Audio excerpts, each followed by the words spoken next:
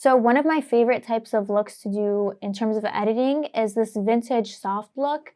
And it's not for just weddings. I use this for engagements, for some senior pictures, for portraits a lot of the times too.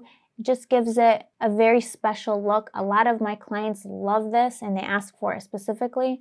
So I'll show you how to get this look for whatever photo you're using. So the first thing that we want to do is go to Edit, and then we want to go to Creative and then Matte. This is one of my favorite tools. It makes it look very soft and very vintage with just one slider, which is amazing.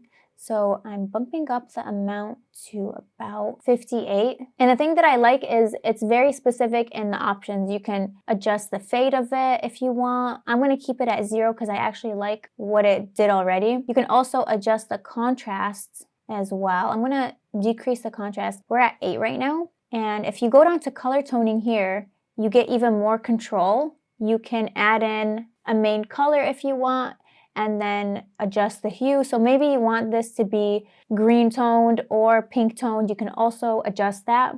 I actually want the original colors to show more in this one, so I'm not going to add a color tone, but it's a great option if you want your photo to, again, have a certain shade. So if you want it more on the green side, you want a red tint to your picture, that's where you would go. So we're going to close it because I really like what we have so far. The next thing that I want to add is glow, and we're going to keep it to soft focus and then just increase the amount just to make it even softer.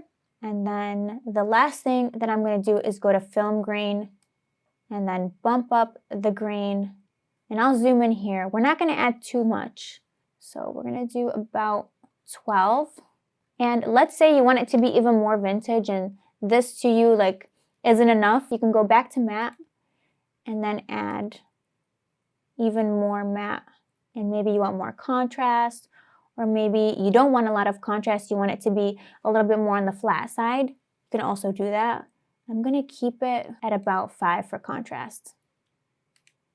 And if I'm going back and forth, you can see it's very subtle, but it's very pretty, very soft, and clients love it. So this is a fun and easy way to create that old film look for your photography.